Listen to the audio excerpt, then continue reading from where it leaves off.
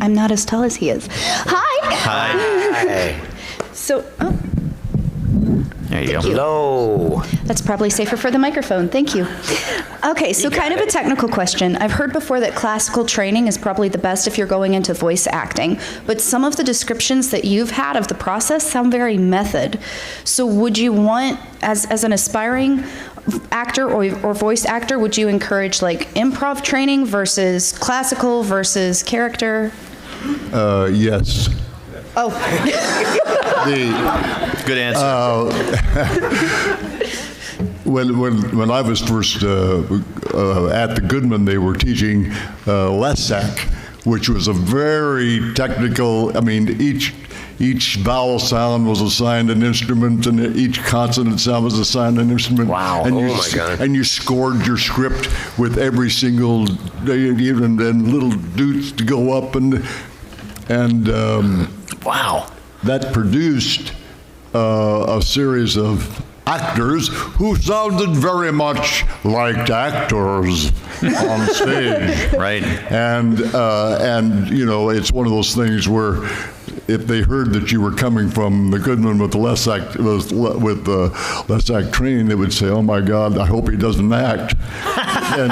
But there was a leak letter that worked with classical actors, and it was an entirely different way to produce the voice, and it had to do with more getting in touch with who you are, and allowing that relaxation so that the voice came through you.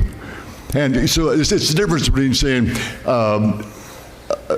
play that final T on last so that the last people can hear it back there in the back. It's the difference between that and saying, you don't have to do anything else except have a desire for that person to hear last.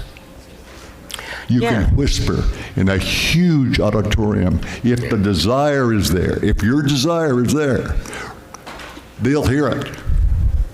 And I think that's better for an actor. But there are some things, like, you know, if you come from the Midwest, you have to give up certain vowel sounds like get instead of get. You know. And now I live in southern Missouri, so I'm right back into it. I'm talking like this now. I love it. Yeah, really. I think any kind of information you can glean from any system that you think will be helpful to you, whether it's a method thing or the Grotowski method or Stanislavski or whatever, you know, there's a million methods. If you find something that you discover is actually releasing you to allow you to do these characters, it's all good.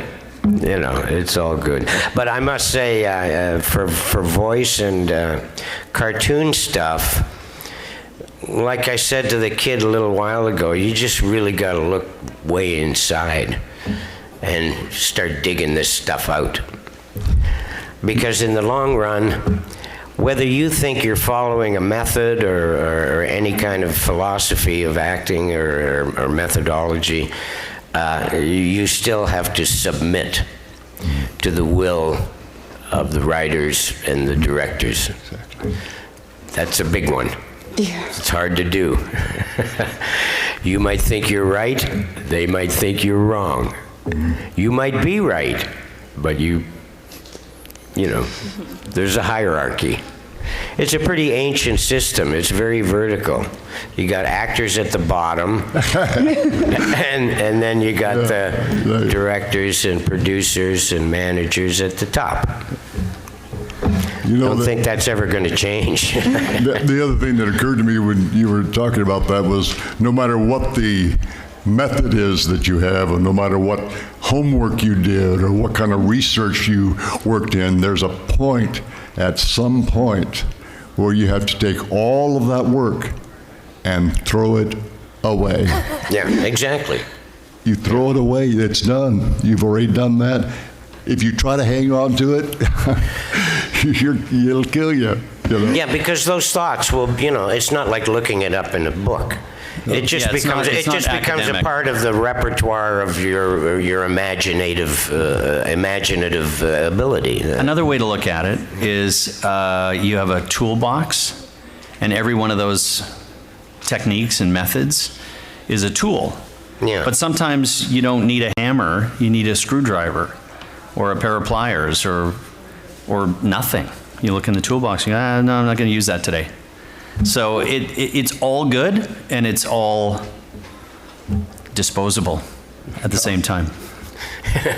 Pretty helpful, huh? So study everything, but plan to use nothing. Got it. Well, Yeah. study everything and Wow. use what you need. No, but like when an engineer builds a bridge, he doesn't always go back to the book and go, how do you build a bridge? Yeah. Oh yeah. Oh no, that's the wrong bridge. You know how to do it. I think the key is if you get a job, then you're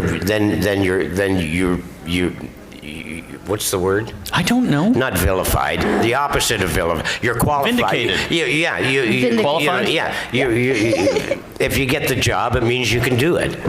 That's right. Thank you so much, guys. Thank you.